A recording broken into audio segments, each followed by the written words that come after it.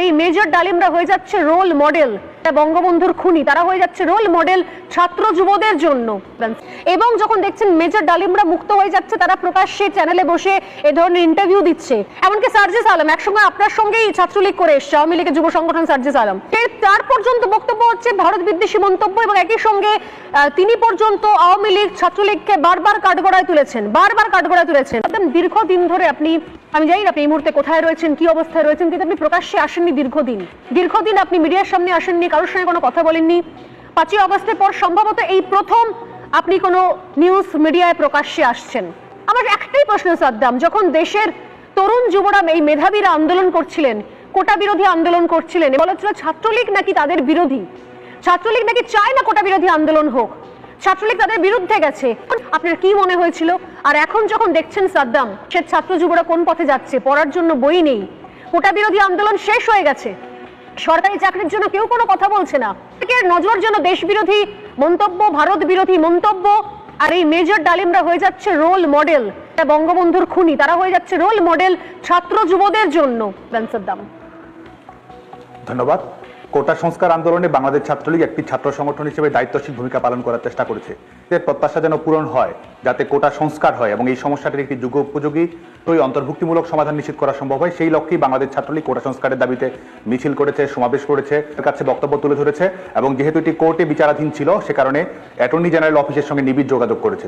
সেই পরিপ্রেক্ষিতে আপনি জানেন যে আমরা বিশেষ করে বাংলাদেশের ছাত্র সমাজ, সিভিল সোসাইটি, সংবাদ মাধ্যমকে আমরা যে বিষয়টি মনে করিয়ে দিতে চাই, 11 জুলাই 2024 এখন হাইকোর্টের রায়ের উপরে স্টে অর্ডার প্রদান করা হয়, সেটির মাধ্যমে কিন্তু বাংলাদেশে কোনো কোটা কার্যকর ছিল না।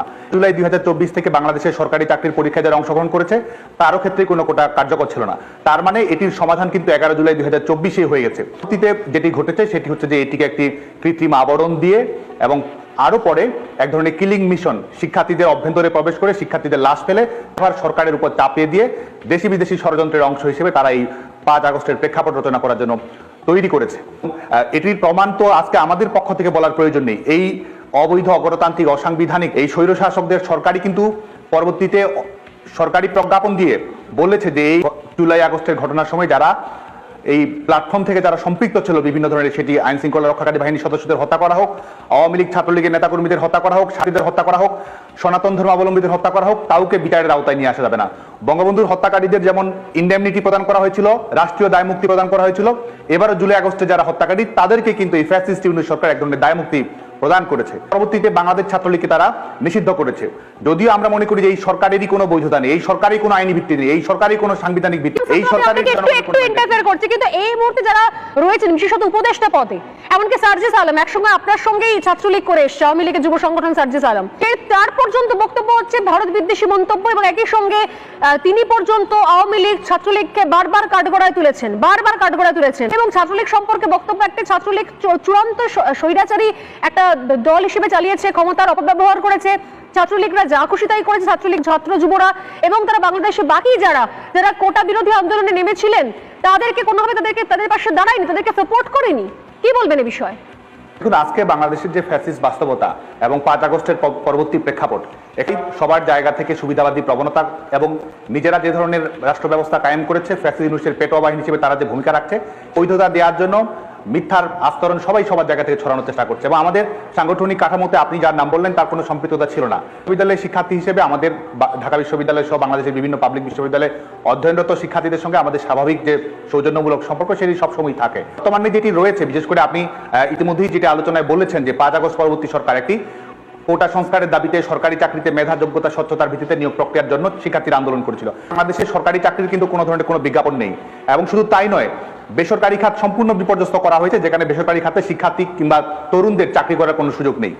একই সঙ্গে শেখ হাসিনা সরকার বিশেষ করে যোগ্যতা, দক্ষতা, মেধার ভিত্তিতে যে চাকরি প্রক্রিয়া নিশ্চিত করেছিলেন, সেটিকে কিন্তু চূড়ান্তভাবে এক ধরনের নির্বাচনে পাঠানো হয়েছে। আজকের বিবেচনায় সরকারি চাকরি পরীক্ষা যারা উত্তীর্ণ হয়েছে তাদেরকে বাতিল করে দেওয়া হচ্ছে শুধুমাত্র ছাত্রলীগ করার কারণে, সনাতন ধর্মাবলম্বী হওয়ার কারণে তাদের চাকরি কিন্তু বাতিল করে দেওয়া হচ্ছে। এখন যখন দেখছেন, এই যে আমার সত্যি আমি কিছু আগে বলছিলাম যে এই ছাত্রলীগের সভাপতি হিসেবে আপনি রয়েছেন, এখনো ছাত্রলীগ সভাপতি, আমার এটাই জানতে ইচ্ছে করছে যে এই মুহূর্তে দাঁড়িয়ে যখন দেখছেন দিনের পর দিন বঙ্গবন্ধুর মূর্তি ভাঙা হচ্ছে, মূর্তির মাথার উপর উঠে প্রস্রাব করা হয়েছে, এই ছবিও দেখা গেছে গোটা বিশ্বে, আর এখন দেখতে পাচ্ছেন যে বঙ্গবন্ধুর ইতিহাস পর্যন্ত বিকৃত করা হচ্ছে, নতুন করে পাঠ্যপুস্তক ছাপানো হচ্ছে, যদিও সেই পাঠ্যপুস্তক গিয়ে সেটা অন্য কথা, মাত্র 3 কোটি গিয়ে পৌঁছেছে, হয়তো এখনো পর্যন্ত অনেক অনেক বাকি আছে, সিকিভাগও পৌঁছয়নি। এবং যখন দেখছেন মেজর ডালিমরা মুক্ত হয়ে যাচ্ছে, তারা প্রকাশ্যে চ্যানেলে বসে এ ধরনের ইন্টারভিউ দিচ্ছে, কেমন লাগছে সাদ্দাম? গণতান্ত্রিক বাংলাদেশ বিনির্মাণের স্বপ্নদ্রষ্টা হচ্ছেন জাতির পিতা বঙ্গবন্ধু শেখ মুজিবুর রহমান। জাতি তাকে গভীরভাবে ভালোবাসে। আজকে যারা বঙ্গবন্ধুর ভাস্কর্য ধানমন্ডি 32 নম্বরে আক্রমণ করেছে, স্বাধীনতা বিরোধী মৌলবাদী শক্তির প্রেতাত্মাদের অংশীদার হিসেবে এই কর্মকাণ্ডগুলো পরিচালনা করছে। এবং এই সরকার এমন একটি সরকার, শেখ হাসিনা সরকার টানা 15 বছর 400 কোটি বই উপহার দিয়েছে, বছরের প্রথম দিনে বই উৎসব করেছে। আজকে এই সরকার এই জানুয়ারি মাসে এসে নতুন শিক্ষার্থীরা, ছোট ছোট বাচ্চারা, তারা কিন্তু কোনো ধরনের বই পাচ্ছে না। তার একটা এইচএসসি পরীক্ষা, একটি পাবলিক পরীক্ষা নেওয়ার মতো সক্ষমতা দেখাতে কিন্তু পারেনি এই সরকার। নতুন করে 1 কোটি মানুষ দারিদ্র্যের শিকার হয়েছে, দেশের স্বাদ রয়েছে, দ্রব্যমূল্যের ঊর্ধ্বগতির কারণে গোটা বাংলাদেশের মানুষ একটা বিপর্যয়ের শিকার হয়েছে। এই সরকার চূড়ান্তভাবে নিজের ব্যর্থতার পরিচয় দিচ্ছে প্রত্যেক মুহূর্তে। তো তারা আমাদের এই মুক্তিযুদ্ধের অঙ্গীকারকে ধূলিসাৎ করার জন্য সংবিধান বদলে দেবে, এটা করবে সেটা করবে, এবং বঙ্গবন্ধু শেখ মুজিবুর রহমানকে রাষ্ট্রীয়ভাবে চরিত্র হরণের চেষ্টা করছে। কিন্তু দৃঢ়তার সঙ্গে বিশ্বাস করি, তারা যখন সেটি করার চেষ্টা করছে, বাংলাদেশের তরুণ প্রজন্ম, এটি কিন্তু শুধু ছাত্রলীগের বিষয় নয়, বঙ্গবন্ধু শেখ মুজিবুর রহমান শুধু ছাত্রলীগ আওয়ামী লীগের বিষয় নয়, বাংলাদেশের অস্তিত্বের প্রশ্ন। এটি আমাদের বাংলাদেশের মুক্তি সংগ্রামের সঙ্গে অবিচ্ছেদ্যভাবে সম্পৃক্ত একটি বিষয়, যেখানে জাতি বাংলাদেশের মানুষ কিন্তু যার যার জায়গা থেকে এটি প্রতিবাদ করছে। যারা আজকে এই বিশেষ করে স্বাধীনতা বিরোধী মৌলবাদী শক্তির পক্ষ হয়ে এগুলো বাস্তবায়ন করছে, তাদের অতীত বাংলাদেশের মানুষের জানা রয়েছে।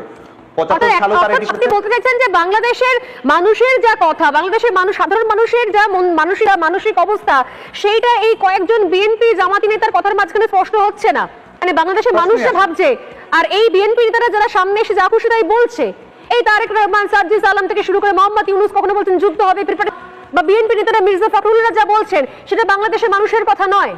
বাংলাদেশের মানুষকে তো কোনো ধরনের কথা বলার সুযোগ পর্যন্ত রাখা হয়নি। বাংলাদেশ তো সত্যিকার অর্থে এখন এক ধরনের ফ্যাসিস্ট রিপাবলিকে পরিণত হয়েছে। মত প্রকাশের স্বাধীনতা, সংগঠন করার স্বাধীনতা, সমাজীনতা কোনো কিছু নেই।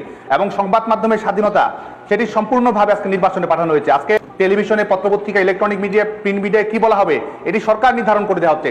সাংবাদিকদের কোনো ধরনের স্বাধীনতা নেই, কোনো ধরনের তদন্ত করার স্বাধীনতা নেই, কোনো ধরনের পত্রিকায় রিপোর্টিং করার স্বাধীনতা নেই। কি বলা হবে না বলা হবে, এটি এক ধরনের নির্বাহী বিভাগ থেকে নির্ধারণ করে দেওয়া হচ্ছে। শুধুমাত্র সংবাদ মাধ্যম নয়, আজকে বিচার বিভাগ এক ধরনের নির্বাহী বিভাগের এক্সটেনশনে পরিণত হয়েছে। গোটা বাংলাদেশের মানুষকে ভয়ের রাজত্ব, ত্রাসের রাজত্বের মধ্যে